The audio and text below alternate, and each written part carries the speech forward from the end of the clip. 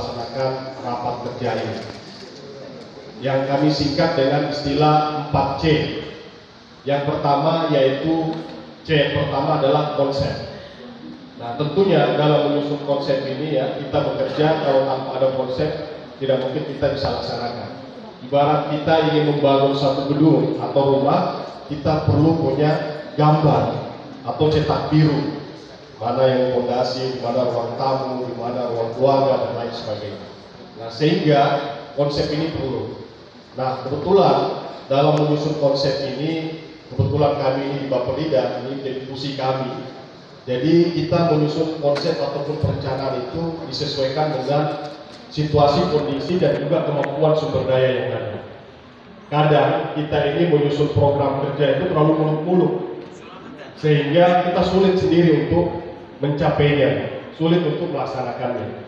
Nah, sehingga saya berpesan kepada kita semua, kita menyusun konsep ini ataupun program kerja ini yang ringkas, mudah, tidak perlu terlalu banyak, tetapi dia memiliki dampak yang cukup luas.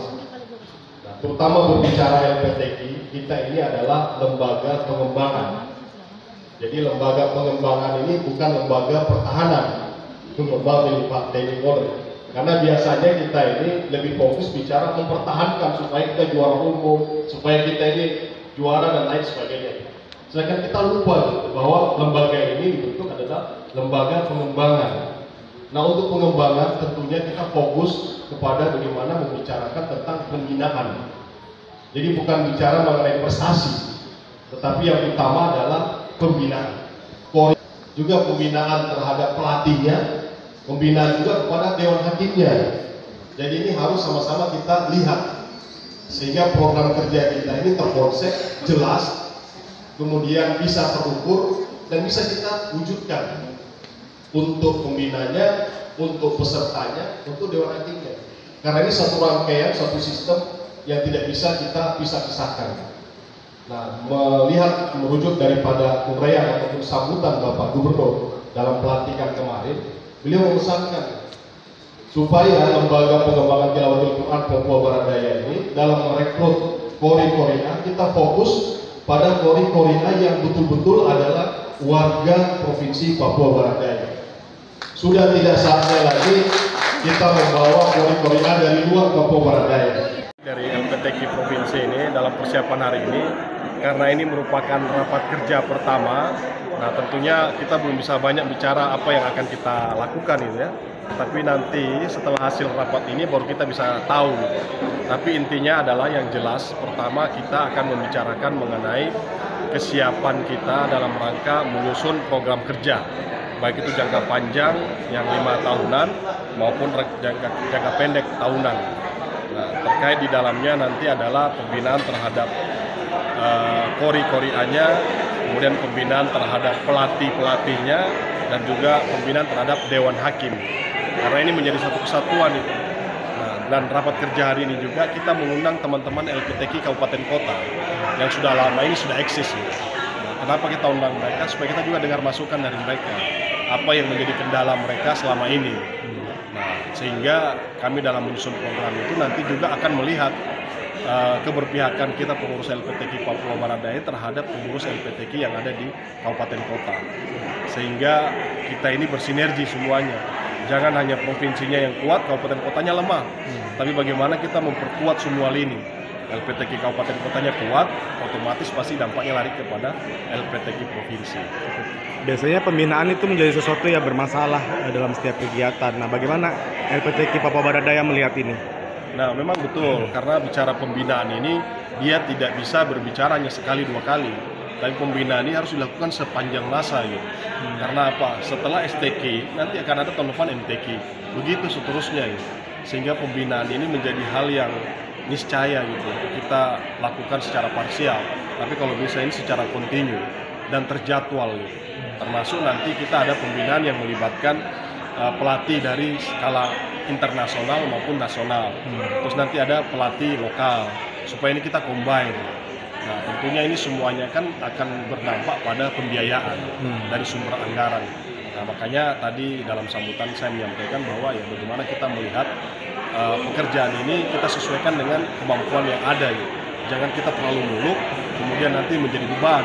Tapi kita mulai dari yang kecil-kecil dulu, yang bisa kita laksanakan, disesuaikan juga dengan kemampuan anggaran yang ada. Sehingga memang yang terpenting adalah bagaimana kita punya kreativitas, kita punya inovasi untuk melakukan pembinaan tersebut. Istilah kasarnya tak ada rotan, akar pun jadi. Himbauan LPTK terhadap pembinaan yang dilakukan hingga ke daerah-daerah, pelosok-pelosok. Kami mengimbau kepada guru-guru TKA, TPA, termasuk juga pengurus LPTK Kabupaten Kota ya, untuk tetap semangat melakukan pembinaan. Jadi pembinaan ini kita lakukan bukan karena ingin mencari kejuaraan atau mengikuti perlombaan gitu, baik STQ tingkat kabupaten kota maupun sampai nasional. Tetapi bagaimana pembinaan ini kita lakukan sebagai wujud membumikan Al-Quran gitu, untuk memberantas buta aksara Al-Quran. Karena kita masih yakin dan percaya masih banyak warga kita yang ada di kabupaten kota itu yang sampai saat ini belum bisa baca tulis Al-Quran. Nah, itu menjadi inti utama sebenarnya. Nah, dampaknya karena kita melakukan pembinaan terhadap pemberantasan buta aksara itu, akhirnya nanti di situ akan berkembang menjadi prestasi-prestasi lain, ada STQ, MTQ begitu. Terima kasih, Bang.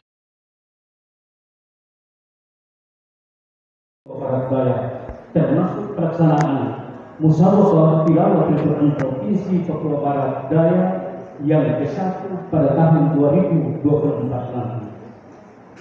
Mengingat pentingnya hari ini, rapat kerja Lembaga Pengembangan Tilawatul Quran Provinsi Papua Barat Daya pada hari ini telah kami libatkan pengurus Lembaga Pengembangan Tilawatul Quran Kabupaten Kota Provinsi Papua Barat Daya untuk bersama-sama memutuskan waktu dan pelaksanaan musyawarah tilawatul Quran tingkat provinsi Papua Barat Daya tahun 2024 nanti.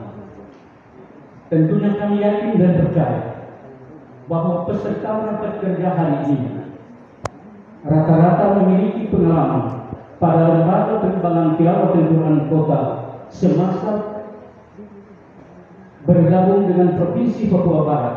Maka diharapkan dengan pengalaman itu melalui rapat kerja pada hari ini diharapkan dapat menghasilkan gagasan serta pemikiran-pemikiran yang inovatif serta terkonsep secara jelas dalam meningkatkan kinerja lembaga pengembangan tilawatul Quran